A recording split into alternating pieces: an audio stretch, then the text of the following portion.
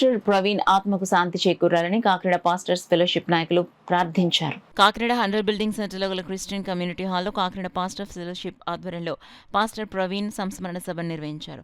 Machine to the nations founder LZD Paparao అధ్యక్షతన జరిగిన కార్యక్రమంలో పర్మి ఐజా కార్యక్రమాన్ని నడిపించారు. కార్యక్రమంలో ప్రతాప్ సిన్హా, రాష్ట్ర పాస్టర్స్ ఫెలోషిప్ రాష్ట్ర ఉపాధ్యక్షులు Joseph Benny, doctor MS Williams, Stephen Anand Williams, Murthiraju, Janga Gagarin, Elchuri Vidyasagar, Joshua, Giri, పలువురు సంఘాల ప్రతినిధులు పాల్గొని పాస్టర్ ప్రవీణ్ మృతికి సంతాపం తెలియజేశారు.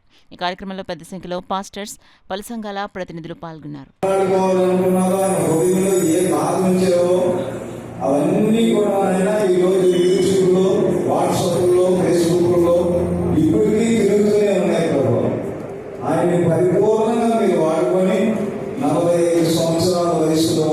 ఆయన్ని పిలుచుకున్నాను.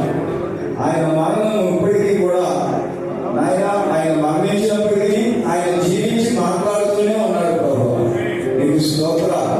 నా చావు మూలంగానైనాను బ్రతుకు మూలంగానైనాను యేసుక్రీస్తు మహిమపరచబడాలన్నట్టుగా ఆయన జీవితాన్ని మీరు వాడుకున్నారు. నీకు వందనాలు.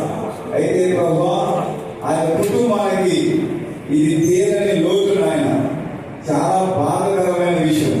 కానీ ఆ లోటుని మీరే తీరుస్తారు. తండ్రి లేని వారికి తండ్రిగా ఉంటారని చెప్పారు, భర్త లేని వారికి భర్తగా ఉంటారని చెప్పారు. కనుక ప్రభువా ఈ రోజు నాయన వారు మరణించి 1 నెల దినాలు అయింది. ప్రభు ఆ కుటుంబానికి నిజమైన ఆదరణ మీరే.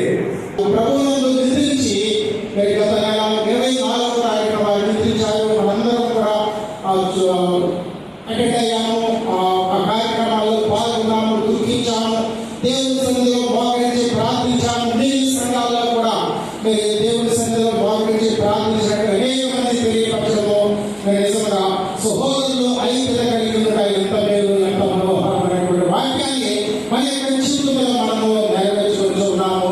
దేవుని యొక్క నామాన్ని మహిమపరుస్తున్నాము. అప్పుడు విలియం సాయి గారు, బిషప్ జోసెఫ్ వినయ్ గారు ఈ ప్రపోజల్ పెట్టారన్నమాట. ఒక 30-40 మినిట్స్. ఎందుకంటే రాష్ట్రంలో మహాసభ జరగవలసింది. 4 జిల్లాలు